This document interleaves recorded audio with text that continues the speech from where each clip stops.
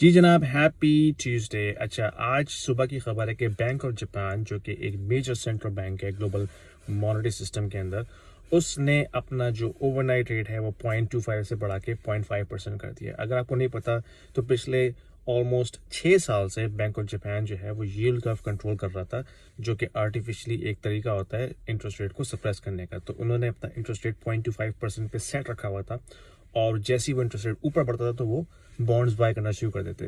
تو it's a different process then quantitative easing, but the outcome is similar. تو یہ بہت ہی surprise move ہے اس وقت، کیوں کوئی بھی ایکسپیکٹ نہیں کر رہا تھا کہ بینک آف جاپان جو ہے اپنی پالیسی چینج کر دے گا.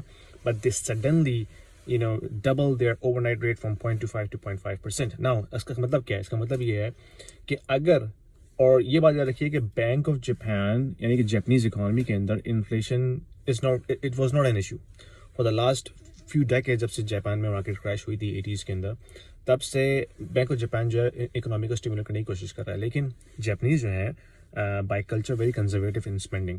تو جاپنیز نے اپنی اسپینڈنگ بالکل بھی نہیں بڑھائی، وہ کافی کنزرویٹو طریقے سے اپنی اسپینڈنگ کنٹرول کر رہے تھے، and they were saving more and paying off their debt. لیکن اب یہ جو انٹرسٹ ریٹ بڑھنے کا جو ایونٹ ہوا ہے، اس کا مطلب یہ ہے کہ bank of Japan is worried about inflation. Now finally تو انٹرسٹ ریٹ بڑھنے کا ایک موٹیو یہ ہوتا ہے کہ وہ کنزیومر کو ڈسکریج کریں اسپینڈنگ کرنے کے لیے.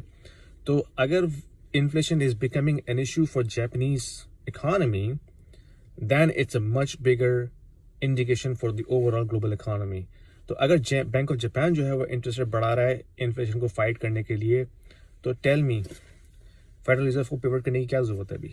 ذرا مجھے سوچ کے بتائیے گا. تو اس سے ہوگا کیا؟ اس سے ہوگا یہ کہ جاپنیز ین جو ہے اسٹرانگ ہوگا، اور وہ آلریڈی اسپائک کر گیا آئی تھنک US$ کے اگینسٹ DXY کے اوپر 3%، جو کہ بہت بگ موو ہے کرنسی مارکیٹ کے اندر. تو اس سے اب کیپٹل دوبارہ سے انویسٹ ہونا شروع ہوگا جاپنیز کے اندر، کیونکہ اگر ییلڈ بڑھ رہی ہے جاپنیز بانڈس کی، then of course it will attract some capital to get more return on the investment. تو پوائنٹ یہ ہے کہ میرے بھائی this was very unexpected move. یہ جو بڑے بڑے سینٹرل بینکس ہیں they are highly intertwined in terms of their policies.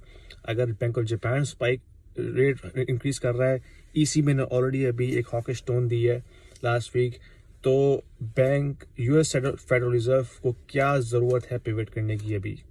I think this makes me think کہ پیوٹ کی اب بالکل آپ بھول جائیں، دور دور تک کوئی کہانی نہیں ہے.